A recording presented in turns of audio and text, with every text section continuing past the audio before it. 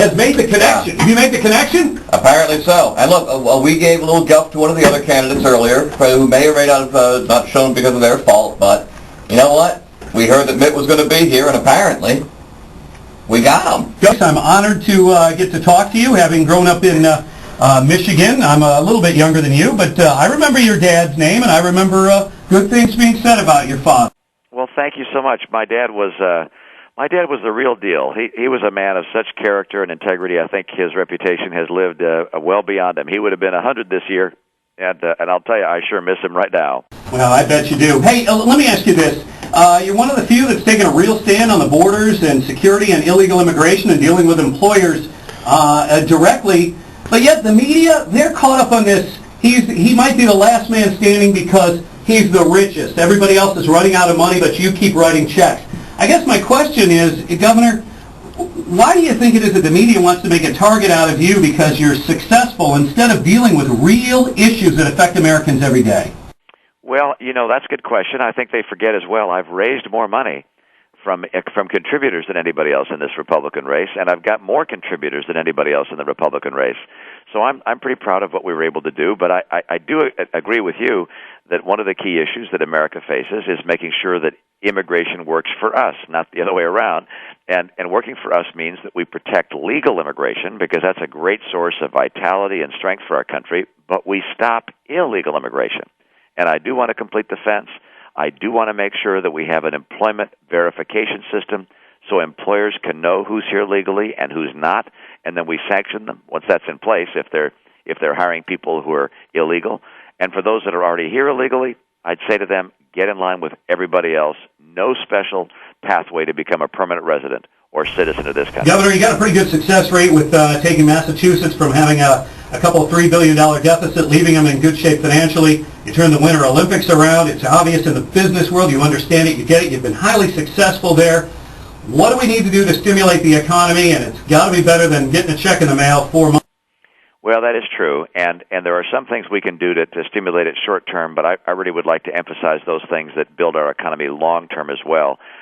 Short term, a couple of things. One is to say to corporations that want to buy capital equipment this year, we'll let you write that off in the first year instead of having to depreciate it over time. That'll get people a big incentive to buy stuff, corporations, and that puts people to work. And there's nothing like jobs to keep an economy growing. I want to help with the housing market. I want to make sure that we don't have as many people losing their homes, because that brings down the value of homes in the entire community, and of course hurts a lot of families if you lose a home. And finally, I do want to get some changes in our tax code that will encourage people to stay in the workforce. Particularly, I've got this idea. Anyone 65 and older, I'd say no more payroll taxes. That helps their employer, and it helps them. It keeps more people in the workforce. It allows us to grow our workforce without necessarily having to rely on illegal immigration.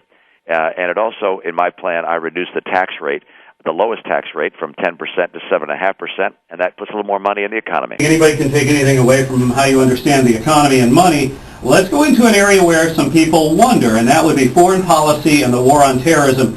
If Governor Mitt Romney is elected president, how are you going to deal with this war on terrorism?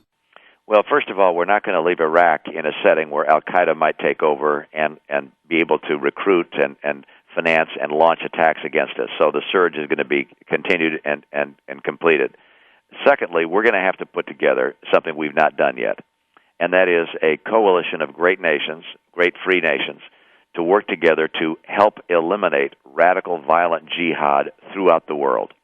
And this is an effort that's going to require not just military, but also non-military resources, making sure that we support moderate voices in the world of Islam. And whether that's in Indonesia or Jordan or Egypt, we're going to support moderate voices and help them reject the violent, because we simply cannot go around the world fighting war after war after war.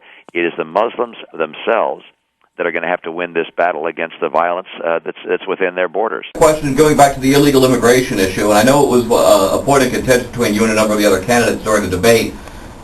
It sounds good that we're going to get rid of the 2 million or whatever other criminal illegal aliens. Explain a little bit about the practicality of actually being able to send 10 million other people back across a border. I know that's part of your idea. If they have to get back in line, you cannot reward them, you cannot have amnesty for them. But what kind of cost or what's the mechanism for getting these people back out of the country? Well, you have a process of attrition. You're certainly not going to go door to door and pick people up and take them out of the country.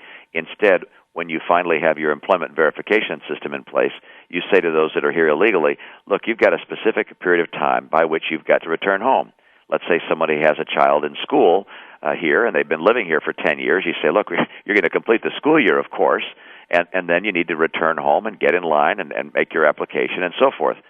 Somebody who's just come over the border, you turn them around and go home immediately. But each individual, depending on their circumstance, would have a set period of time where they're allowed to remain here, a set period of time to go home, and then they can get in line to come into this country along with the millions of others who want to come into this country. But they shouldn't be given a special pathway, a special deal, and that of course is in my view key to keeping an amnesty type program from causing more and more illegal immigration. Governor, I know you're on a tight schedule, so I'm just going to ask you one more question. A lot of us supported George W. Bush, some for 4, some for 8 years.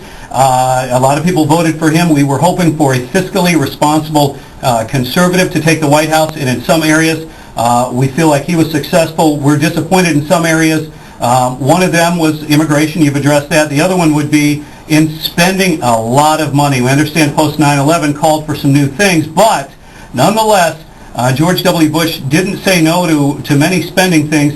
How do we know if we're voting for conservatives who's going to stick by their ideals once they get in office?